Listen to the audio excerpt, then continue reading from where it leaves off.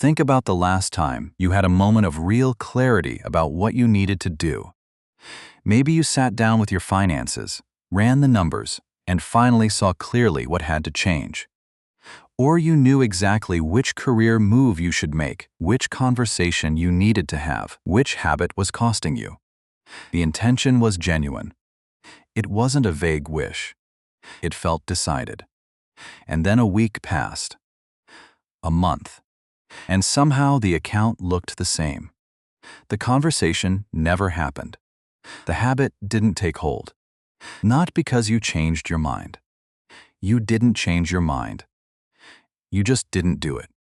If that's familiar, you're not weak-willed, and you're not uniquely undisciplined. That gap between the moment of clear intention and the moment of actual action is one of the most universal experiences of adult life. And the reason it keeps happening is not a character flaw.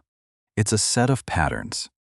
8 specific, predictable, named patterns that your brain runs automatically in the background of your decisions, especially under the conditions of modern life. Pressure, fatigue, uncertainty, the constant pull of immediate reward.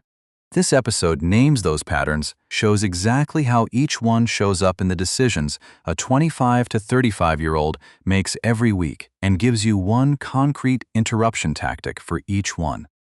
This isn't a motivation talk. It's closer to an operating manual for the specific moments when good intentions collapse. The intention-action gap. Most conversations about self-improvement assume the problem is information. If you knew what to do, you'd do it. So they give you more information. Save 20% of your income. Exercise 4 times a week. Stop procrastinating. As if ignorance were the root cause. But in the 1990s, a psychologist named Peter Gollwitzer spent years studying the relationship between intentions and actions, what he called implementation intentions, and what he found changed how behavioral scientists think about goal failure. His central finding was striking. People who set a clear, genuine intention to do something did not perform significantly better than people who set no intention at all, unless something specific changed about the structure of that intention.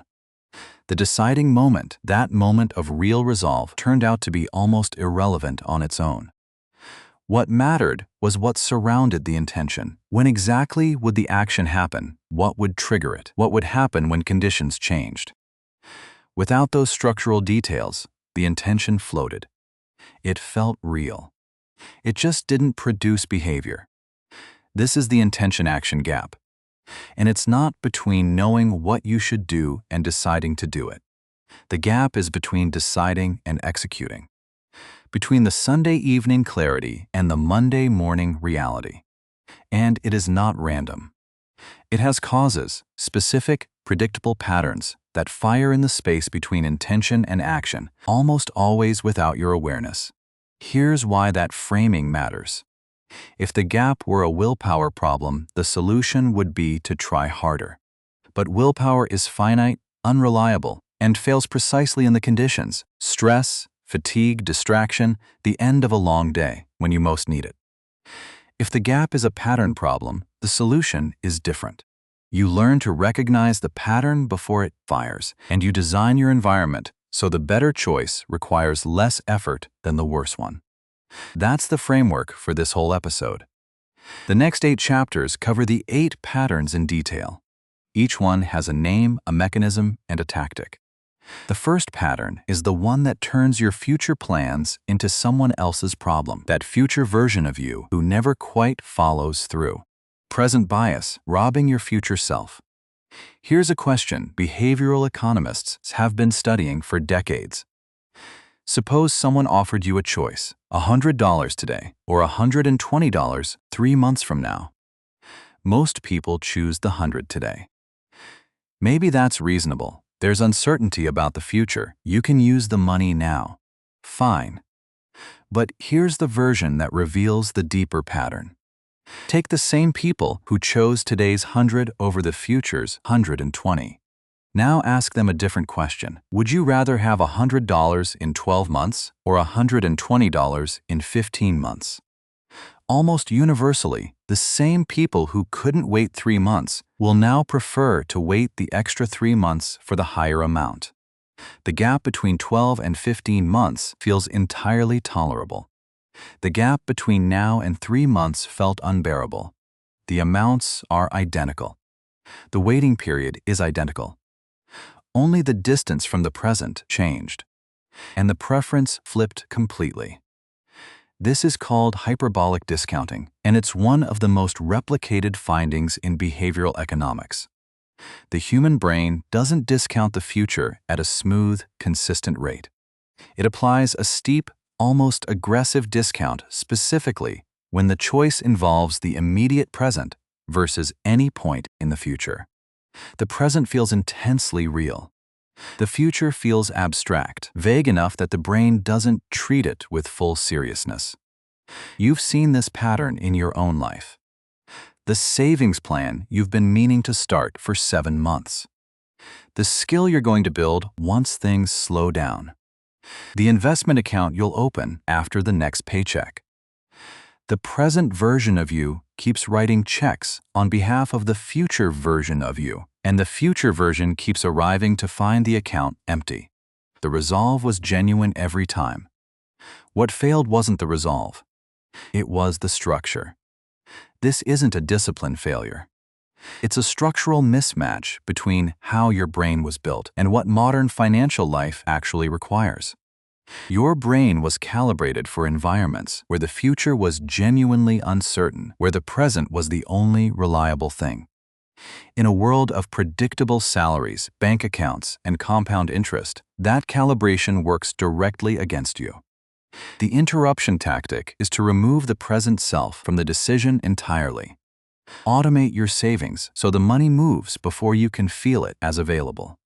Set up your investment contribution as a recurring transfer that happens the day your paycheck lands. Build a pre-commitment, a binding structural decision that takes the future value out of competition with the present self's preferences. The goal is not to make the future feel more real in the moment. It's to make the moment of choice irrelevant because the system already acted. But even when you get the future versus present trade-off right, there's another pattern that can keep you locked in place. One built not around pleasure, but around the fear of losing what you already have. Loss aversion, the fear that keeps you stuck. In 1979, Daniel Kahneman and Amos Tversky published their work on what they called prospect theory, one of the most influential papers in behavioral economics and eventually a central part of why Kahneman received the Nobel Prize in Economic Sciences. The paper's central finding was this: losing something feels roughly twice as painful as gaining the equivalent thing feels good. $100 lost produces approximately twice the emotional impact of $100 gained. Losses and gains are not mirror images in the human brain. Losses win. This asymmetry has been replicated across dozens of contexts, cultures, and populations. It is one of the most robustly established facts about human decision-making. And once you understand it, a lot of otherwise puzzling behavior starts to make sense. It explains why someone stays in a job they've disliked for 3 years. On paper, the case for leaving is clear. The alternative pays more, aligns better with where they want to go, and would be better for their mental health. But leaving means giving up something they already have: the seniority, the predictable routine, the known quantity of a bad but familiar situation. The potential loss of what's certain feels heavier than the potential gain of what might be better. The math says move. The brain says stay. It explains why investors hold losing positions far longer than any evidence supports. Selling makes the loss real. As long as they hold the position, there's a theoretical chance of recovery. The loss stays hypothetical. Once they sell, it's concrete. Loss aversion converts selling at a loss from a rational forward decision into an act of emotional concession. And it explains a quieter version of stuck. Remaining in a financial situation you know is wrong, too much spending, too little saved, debt that isn't moving, because making the change feels like losing the comfort of the current state, even when that current state is actively costing you. Here's the reframe that actually works against loss aversion. The status quo is not a neutral position. It is a choice, and it carries its own costs. Every month you stay in the wrong job has a price, in salary forgone, in skills not built, in career trajectory not taken. Every month the savings don't grow has a price in compound growth not earned. When you make the cost of staying as visible as the cost of changing, when you price the loss of inaction, loss aversion can work for you instead of against you. Inaction becomes the loss. And suddenly the brain is motivated to avoid it. Knowing the cost of staying only solves half the problem, though. The other half is that even when you commit to change and start moving, even when you build a solid plan, your estimate of how long it will take is almost certainly wrong. The planning fallacy, why your timeline is always wrong. Ask yourself honestly, when did you last complete a significant project on time and within your original budget? Most people, given a moment to reflect on that question, will come up with a pause before the answer. Because the honest answer for most people is rarely or not often. And yet the same people at the start of the next project will make another confident, specific estimate that they believe completely. Kahneman called this the planning fallacy, and in a 1993 paper with Dan Lovallo, he identified the root cause. When we plan our own projects, we reason from what he calls the inside view. We imagine our specific project, our specific circumstances, and a path through it where things go reasonably well. We picture the steps. We think through how it should work. We don't systematically account for the things that go wrong because we're imagining our project, not the average project. The alternative is the outside view, looking at how long similar things actually took for similar people in similar circumstances. The outside view is almost always more accurate. But we instinctively reach for the inside view because it's our project. It feels specific. It feels like it should be different from the base rate. It almost never is. The financial version of this is painfully common. A credit card was going to be paid off in 4 months. It's still carrying a balance in month 9 because the plan didn't account for the birthday dinner, the car issue, the subscription that's been auto-renewing since before you noticed it. The side project that was going to be a couple of weekends is now 5 months in. The savings goal that felt tight but achievable keeps getting pushed back because the estimate of monthly expenses was consistently optimistic. And the frustrating part is that this happens repeatedly to the same person without changing the next estimate at all. Each new project feels different enough from the last ones that the history doesn't seem to apply. This is exactly the inside view at work. The tactic is simple, and most people don't use it. Before committing to a timeline, ask one question. How long did the last 3 things like this actually take? Not how long did you plan for them to take, how long did they actually take? The outside view is sitting in your own history. You already have the data. The problem is that we treat each new project as uniquely different from the average, and it almost never is.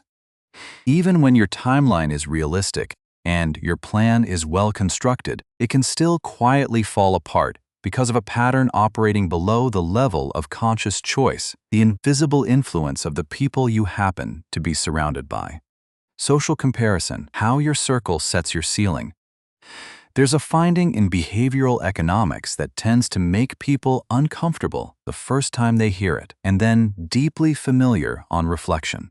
Your sense of financial adequacy, whether you feel like you're doing well or falling behind, is determined less by your actual financial situation and more by the financial situation of the people immediately around you. Luttmer's research, published in 2005, examined this directly. The finding was consistent. A person who earns $60,000 a year surrounded by people earning $40,000 tends to feel wealthier and report higher life satisfaction than a person earning the same $60,000 surrounded by people earning $80,000. The absolute number is identical. The felt experience is completely different. Human beings don't evaluate their situation in absolute terms. They evaluate it relative to a reference group, and that group is mostly determined by proximity, not choice. Robert Frank called this the expenditure cascade. When top earners in a neighborhood upgrade their homes, the people just below them feel an implicit pressure to keep up. That pressure ripples down the income ladder. The result is that people several rungs below the original upgrade are spending beyond their means on housing, not because anyone told them to, but because the definition of normal quietly shifted around them. The same mechanism shapes professional ambition in ways that are less visible but just as powerful. If everyone in your immediate circle earns within a certain range, that range begins to feel like the realistic outer limit of what's achievable. Not through any explicit conversation about it, just through constant background calibration. The brain tracks what's normal in the environment and adjusts its sense of what's possible accordingly. Someone who charges less than they should for their work because nobody in their immediate circle earns more than a certain amount isn't being irrational. They're being extremely responsive to their social context. That context is just setting the wrong benchmark. The response here isn't to drop your friends or pretend you're immune to social influence. The response is to make the calibration conscious. Whose standards are you actually measuring yourself against right now? Did you choose this reference group deliberately, or did you inherit it by proximity and habit? Because if you're not choosing your reference group, your environment is choosing it for you, and your sense of what's possible will be bounded by that choice, quietly, without you ever feeling like a decision was made. Even when you recalibrate your reference group and begin building towards something better, there's a pattern waiting to trap you in the investments you've already made, and it gets stronger the more you've put in. The sunk cost trap, why you can't quit the wrong path. Here is a principle that is completely clear in theory and almost impossible to apply in practice. The money, time, and effort you have already spent on something should have zero influence on your decision about what to do next. The reason is straightforward. Sunk costs are gone. They cannot be recovered, regardless of what you choose going forward. The only thing relevant to any forward decision is what you expect to gain or lose from each available option from this point on. Yesterday's investment is simply not part of that calculation, or shouldn't be. But that is not how human beings make decisions.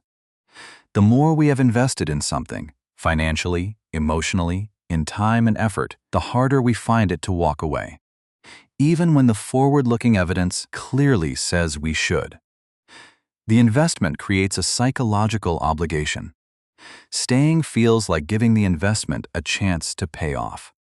Leaving feels like conceding that everything already spent was wasted. And the brain treats conceding the waste as a loss to be avoided. This is the sunk cost trap, and it plays out across almost every important area of life for someone in their 20s and 30s.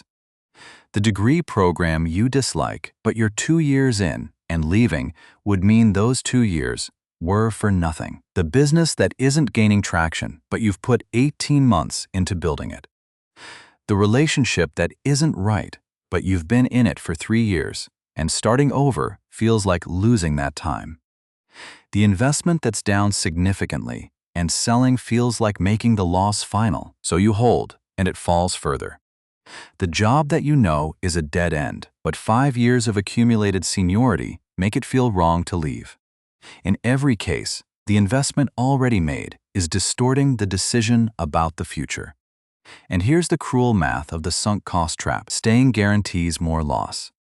More time, more money, more opportunity cost piled on top of the original investment you're trying not to waste. The only way to minimize total loss is to evaluate the forward decision on its own merits, cleanly, without the weight of what's already gone. One question cuts through the sunk cost trap effectively, and it's worth keeping somewhere you can access it easily. If you were starting fresh today, knowing everything you know now, but without the history, would you choose this? If the honest answer is no, that's the decision. The history doesn't change the forward calculation. It just makes the right answer harder to hear. Even after you make a clean break and start fresh, there's a resource you're spending every single day that determines the quality of every choice you make, and most people have nearly run through it by mid-afternoon. Decision fatigue, why your evening self destroys your morning plans.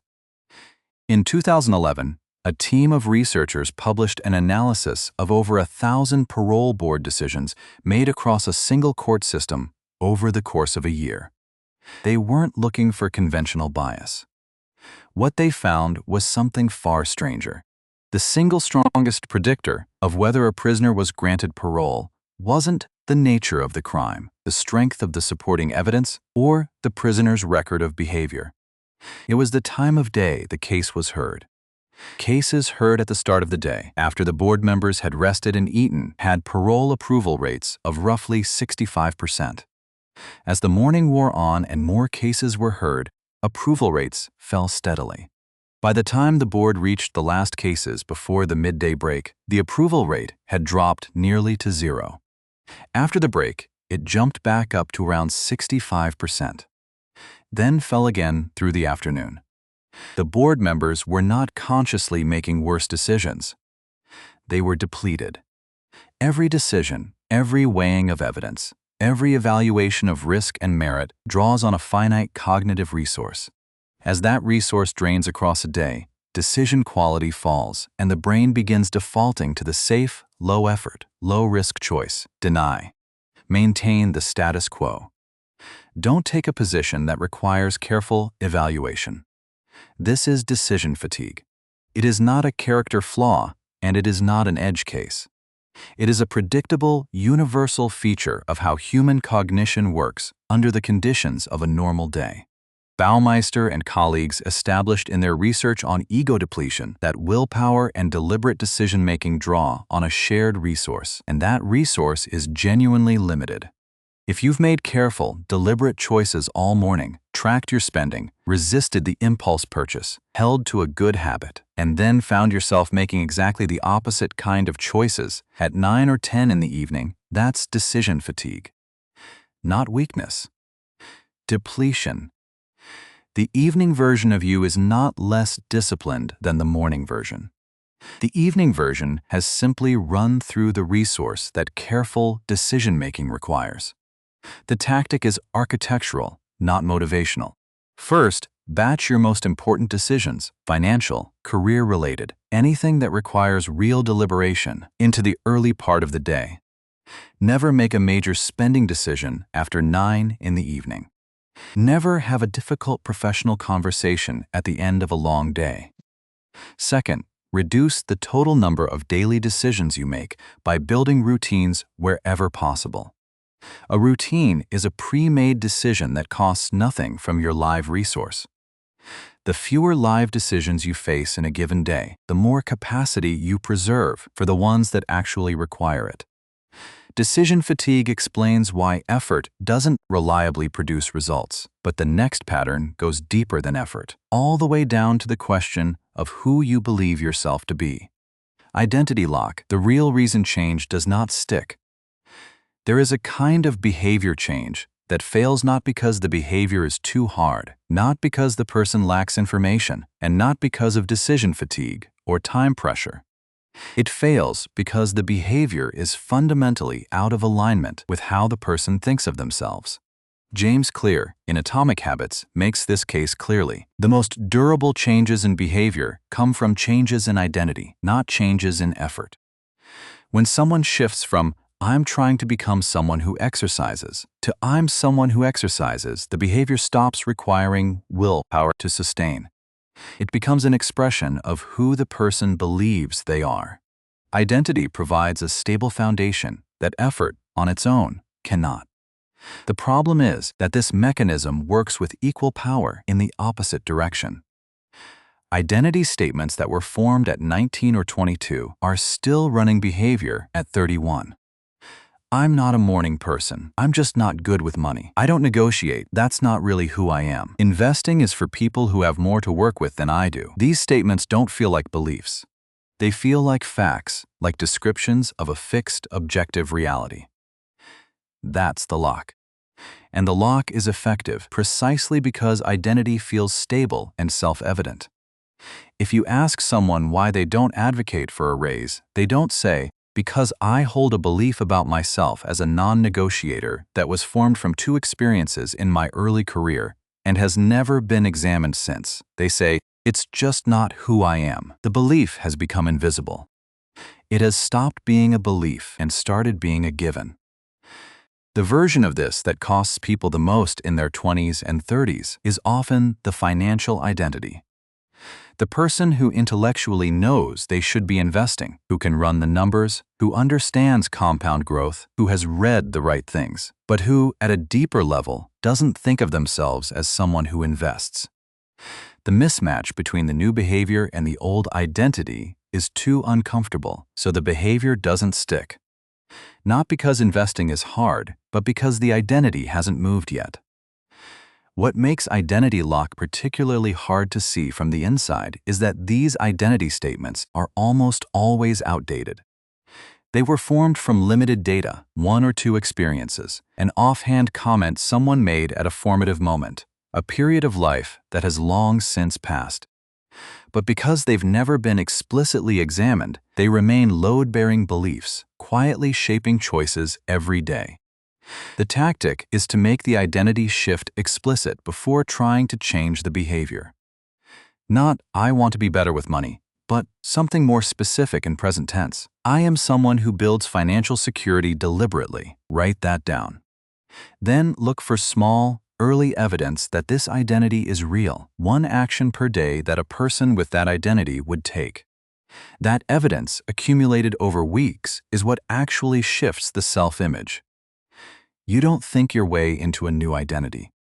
You act your way into it, one small piece of confirming evidence at a time. Even when the identity shifts and the behavior sticks, there's one more pattern that arrives reliably to reset your sense of whether any of it is actually working. Hedonic adaptation, why nothing ever feels like enough.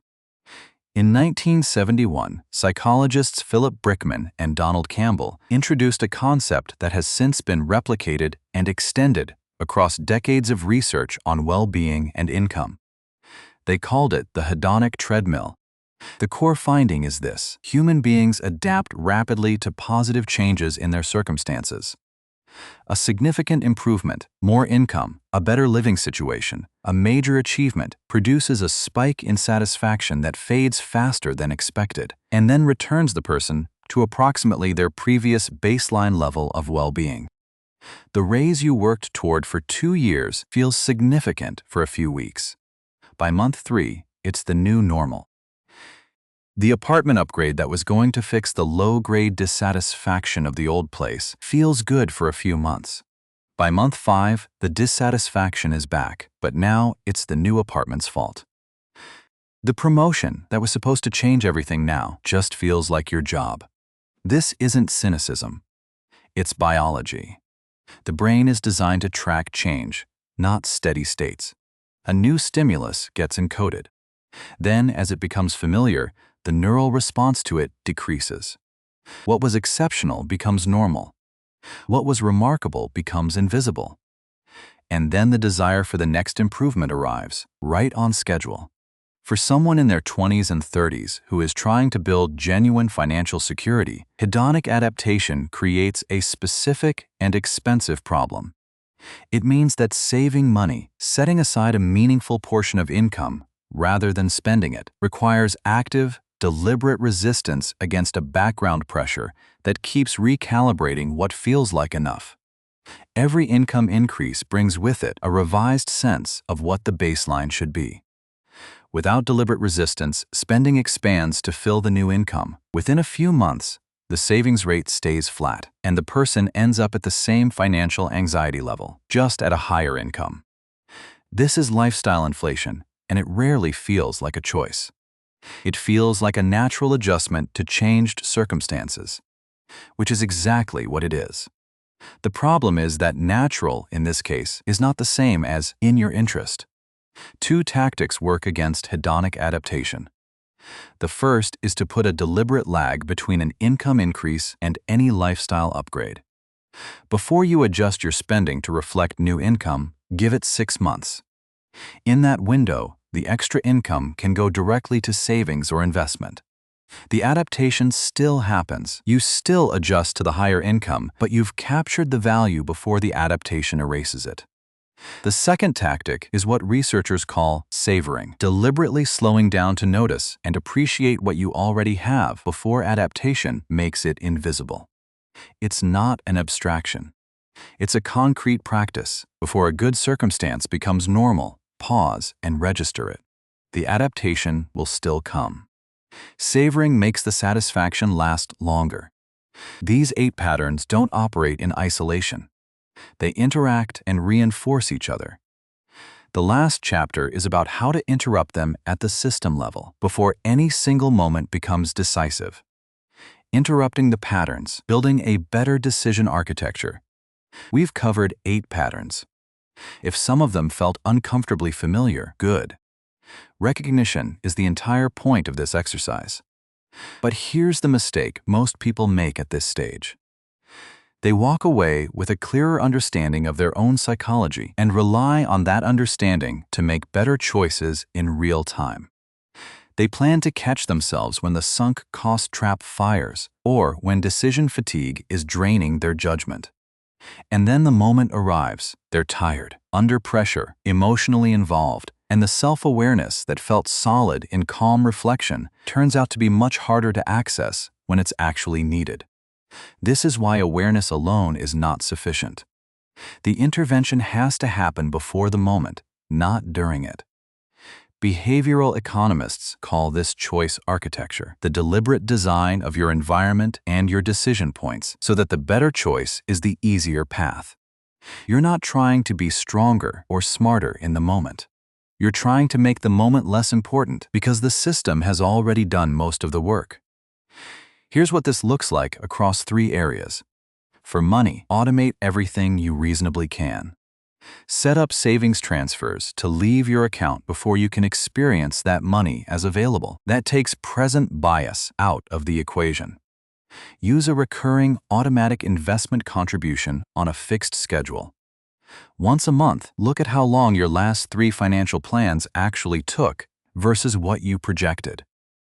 That's the outside view applied consistently, and it corrects the planning fallacy before it derails the next plan. Set a firm personal rule: no major financial decisions after 9 in the evening. That's a simple structural guard against decision fatigue. And when you feel yourself holding on to a plan, a position, or a path that isn't working, run the fresh start question. If I were starting today, with full knowledge of what I know now, would I choose this? The answer, honestly given, is almost always clarifying. For career, before staying in any situation out of habit or sunk cost, make the cost of staying explicit and specific. What is this costing you each month, in salary, in skills, in the trajectory you're not on? Loss aversion works in your favor once you can feel the loss of staying as clearly as the fear of changing. Check in regularly on your reference group. Are you measuring your progress against people who are where you want to be, or against the average of your current circle? If it's the latter, your sense of what's realistic is being set by the wrong benchmark, and it's worth consciously choosing a different one. For habits, start with identity, not behavior. Write down who you are in the area you're trying to change, present tense, specific, and look for one piece of daily evidence that the statement is real. Build routines that remove recurring decisions from your live decision-making load. Each routine is a pre-made choice. The fewer decisions you have to make live in a day, the more capacity you preserve for the ones that actually require deliberation. The goal is not to become immune to these patterns. You won't. Nobody does. The goal is to build a system around your decisions that reduces the surface area where these patterns get traction. Not by being smarter in the moment, by designing the moments so the work is mostly done before you arrive. Let's bring all of this together before we go. The intention-action gap is the central problem. Most goal failures don't happen at the decision stage. They happen at execution, in the space between a genuine intention and the conditions that either support or undermine it. And in that space, 8 patterns operate. Present bias. The brain systematically overvalues now and discounts the future steeply. The answer is automation, pre-commitment that removes the present self from the decision entirely. Loss aversion. Losses feel about twice as painful as equivalent gains feel good, which locks people into bad situations and bad investments. The answer is to price the cost of staying, make inaction as visible a loss as action. The planning fallacy. Your timelines are almost always too optimistic because you plan from imagination, not history. The answer is the outside view. How long did similar things actually take? Social comparison. Your reference group quietly sets your sense of what's normal and what's possible. The answer is to make that reference group a deliberate choice, not an inherited one. The sunk cost trap. Past investment distorts forward decisions and keeps people in situations they should leave. The answer is one question. If you were starting fresh today, would you choose this? Decision fatigue. Careful thinking draws on a finite resource that depletes across a day. The answer is to batch your important choices early and build routines that reduce the total live decision load. Identity lock. Behavior follows identity, not the other way around. The answer is to shift the identity statement explicitly, then find daily evidence that confirms it. Hedonic adaptation. Satisfaction adapts faster than you expect, which drives lifestyle inflation and keeps the goalpost moving. The answer is a deliberate lag before lifestyle upgrades and a practice of savoring before adaptation erases the good. And the synthesis running through all of them. Don't try to defeat these patterns through willpower in the moment. Build decision architecture, automated systems, structured routines, deliberate environment design that makes the better choice the easier path before the moment arrives. You don't have to overhaul everything at once. Pick the one pattern that's costing you most right now. Apply one interruption consistently. Outcomes compound from there. This channel goes deep on all of it: behavioral mindset, money, habits, career, one episode at a time. If this kind of thinking is useful to you, subscribing is the easiest way to make sure the next one reaches you.